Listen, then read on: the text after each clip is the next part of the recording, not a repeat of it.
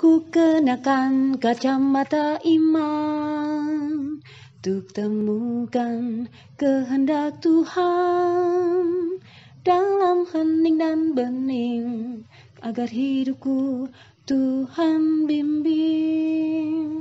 Bro and sis, kali ini kita akan berbicara dengan seorang frater, tapi unik. Dalam kehidupan sehari-harinya unik. Kenapa? Karena saya kenal beliau ini dulu adalah seorang dokter. Dan waktu kami kerja di Karolus sama-sama, dan waktu itu dia kepengen jadi pastor, panggilan yang sangat unik. Tapi kita ngobrol-ngobrol aja deh dengan beliau. Karena apa?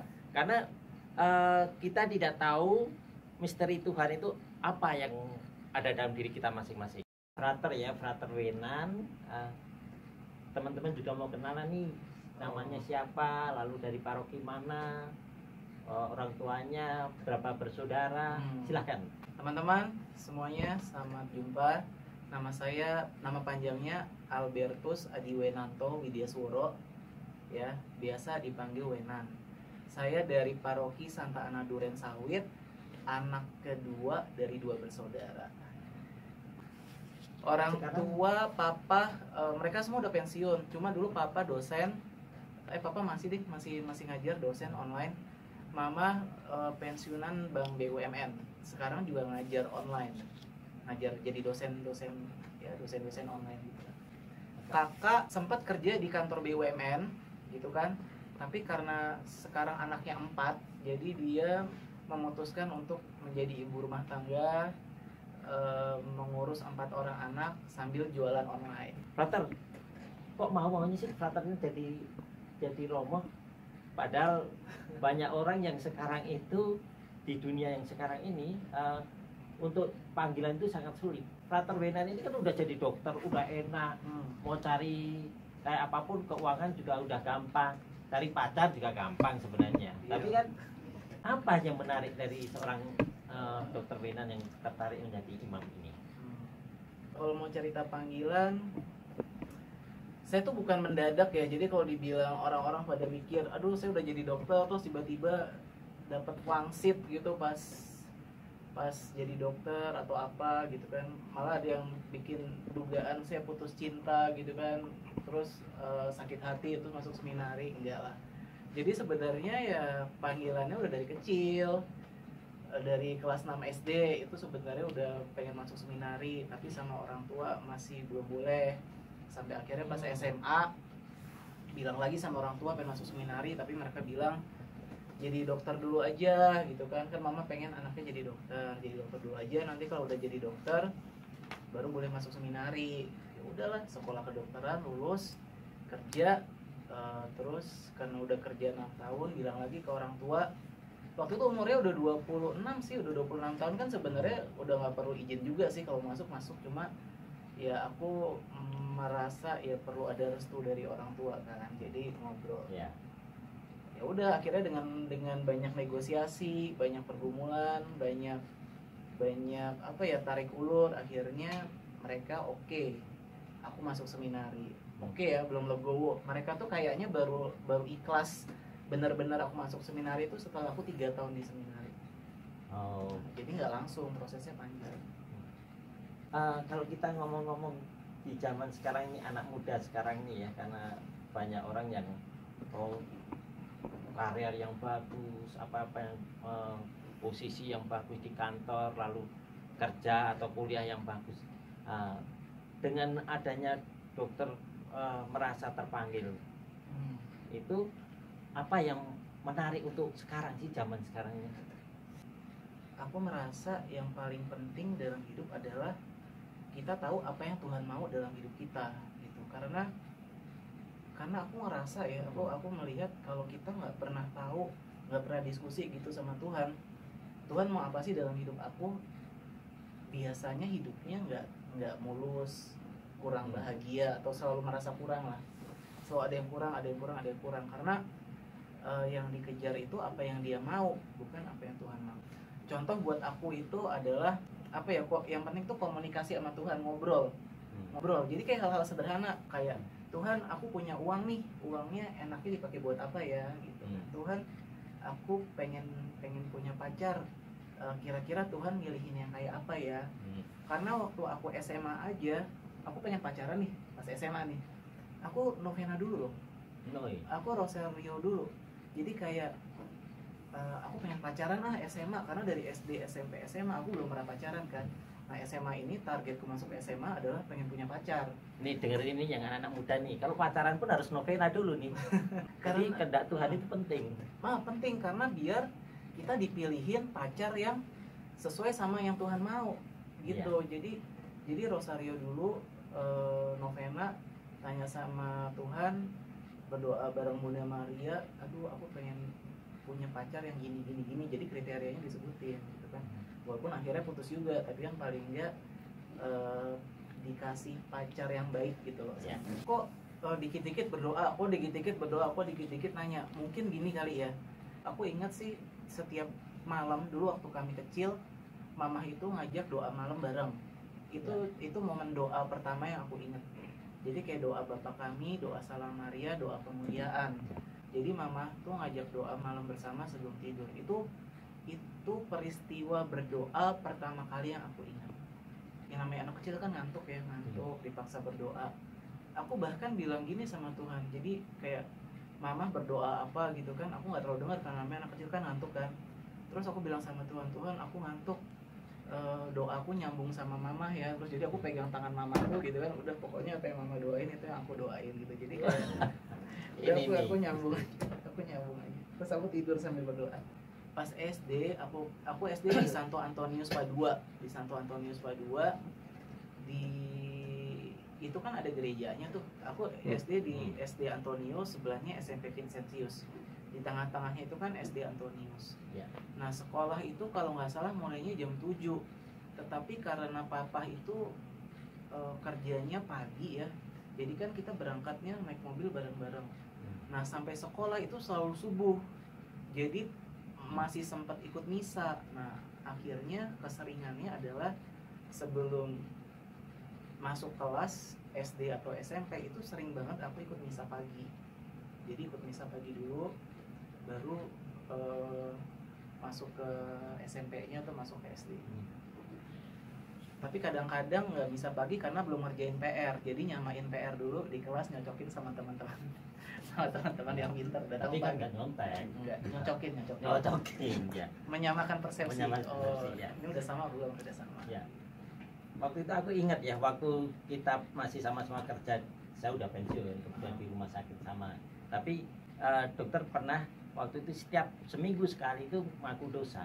Jadi rupanya hubungan dengan Tuhan itu kan selalu harus dijalin, menjaga api supaya relasi itu tetap bagus harus dijalin dengan mengaku dosa. Kesan dokter kenapa harus sering mengaku dosa? Itu apa sih? Jadi kalau buat aku pada saat itu ngaku dosa tuh kayak bersih kamar. Jadi kamarnya dibersihin. Kalau kamarnya kondisinya udah bersih, ada kotoran masuk sedikit, itu kan langsung kerasa, langsung ganggu.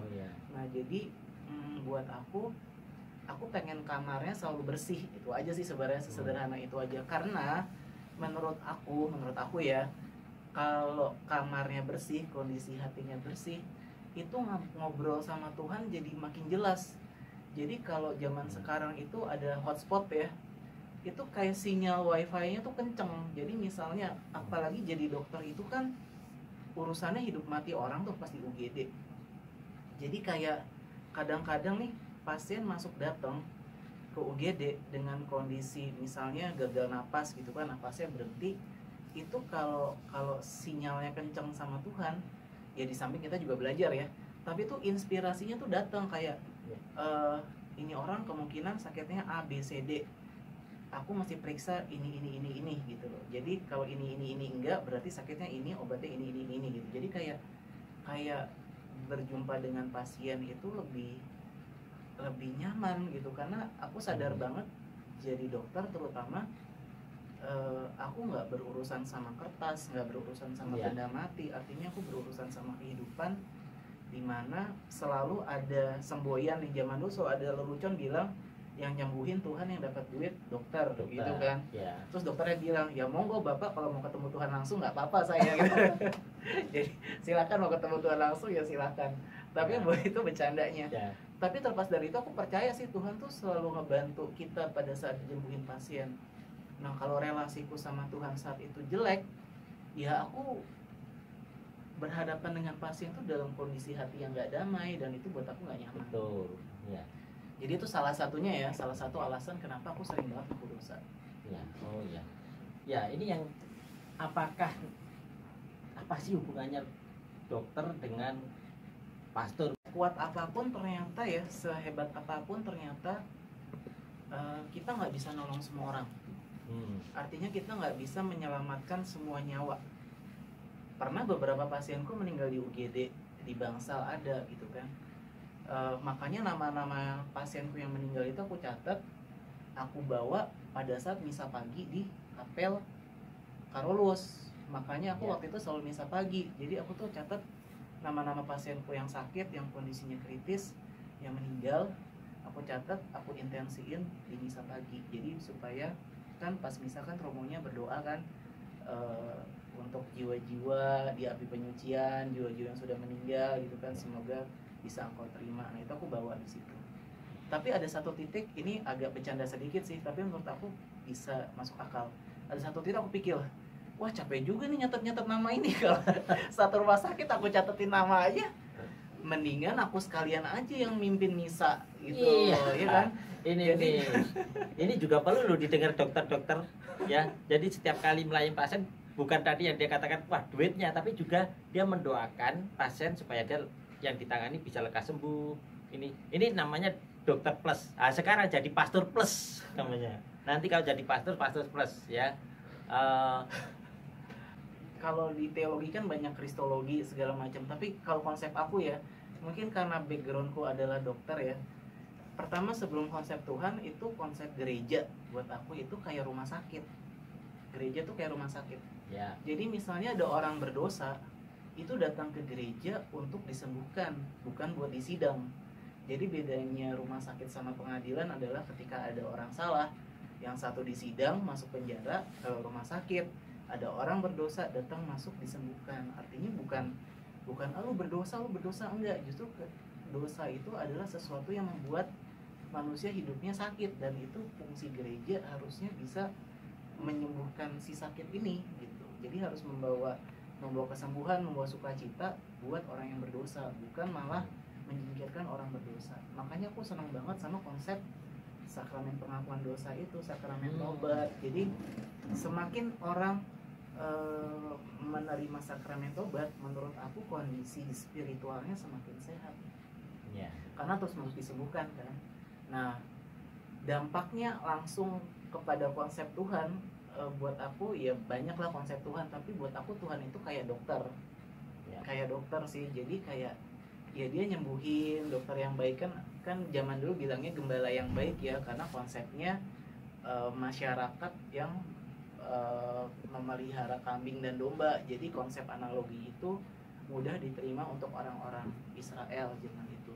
Tapi Paus Fransiskus sendiri aja bilang gereja adalah seperti rumah sakit di medan perang. Jadi emang harus banyak menyembuhkan banyak orang. Nah, siapa dokternya? Menurut aku dokternya Tuhan. Karena bahkan kita semua, kita ini sama-sama orang sakit, tapi entah kenapa dengan kasih karunia Tuhan kita bisa saling menyembuhkan. Jadi sesama sakit yang menyembuhkan. Nah, itu di dalam gereja tuh kayak gitu. Nah, yang nyembuhin itu Tuhan sendiri. Ngomong-ngomong sekarang udah berapa tahun? Berapa tahun lagi selesai, atau sekarang pendidikan menjadi frater calon romo ini berapa tahun lagi? Kalau teman-teman nih yang mau masuk seminari, ada secara sederhana ada 3 jalur. Yang pertama lulus SMP langsung masuk ke seminari menengah namanya. Di Jakarta ada seminari menengah Wacana Bakti di Pejanten. Di Bogor ada seminari Stella Maris. Di Magelang ada seminaris Martoyudan. Tapi kalau udah lulus SMA dan belum kerja, itu ada yang namanya kelas KPA. Jadi 1 tahun terakhir, nggak 4 tahun. Jadi kalau seminari menengah biasanya 4 tahun kelas persiapan 1, 2, 3. Nah kalau mudah-mudahan nggak salah ya, karena aku nggak lewat seminari. Nah kalau yang terakhir itu lulus SMA langsung masuk KPA ya, setahun ya, PNM cuma setahun. Nah kalau baru lulus seminari menengah masuk ke seminari tinggi. Nah seminari tinggi ini milih nih mau masuk Keuskupan Agung Jakarta, Keuskupan Bogor, Keuskupan Bandung, atau Surabaya, atau manapun, atau masuk tarekat hidup bakti kayak misalnya Ordo, Yesuit, Fransiskan, Dominikan, Xaverian, kongregasi CICM gitu kan. Jadi banyak Omi Ordo Maria Immaculata ya Omi. Itu jadi pilihan bisa milih mau masuk mana itu setelah lulus dari seminari menengah. Nah, kalau buat teman-teman yang udah kerja kayak aku tuh udah kerja terus kepikiran oh kayaknya Tuhan manggil aku udah lama, cuma aku baru mau masuk saat ini. Nah, itu bisa langsung masuk seminari tinggi. Kalau di Jakarta seminari tinggi Yohanes Paulus II gitu, Projo Jakarta. Itu sejauh aku tahu saat ini batasnya umurnya 35 tahun. Tapi tetap ada tesnya. Nanti nginep dulu seminggu, solisitasi kan, dilihat gimana cocok apa enggak. Jangan-jangan pas masuk seminari stres hidup bareng, nggak bisa gitu kan. Jadi makanya ada percobaan dulu, tes selama 7 hari. Baru nanti dari hasil tesnya itu ada wawancara sama romo-romo. Baru nanti setelah itu dikabarin 2 atau 3 bulan berikutnya baru dikasih surat tuh Anda diterima atau belum diterima. Nah, jadi tahun rohani 1 tahun, ini udah di seminari tinggi nih. Tahun rohani 1 tahun, tahun filsafat 4 tahun, tahun orientasi pastoral 1 tahun, teologi 2 tahun, diakonat 1 sampai 2 tahun. Jadi biasanya 8 tahun. Jalur normalnya masuk seminari tinggi. Nah, aku karena udah pernah S1, jadi filsafatnya nggak full 4 tahun tapi cuma 3 tahun. Nah, terus sekarang masuk S2. Sekarang aku S2 teologi. S2 teologi. Ya, jadi teman-teman yang sudah kerja tidak berarti bahwa Anda nggak boleh masuk seminari, boleh. Nyatanya dokter Wenan boleh. Anda dari ekonomi, dari teknik, dari apapun boleh. Yang penting Anda merasa relasi Anda dengan Tuhan baik.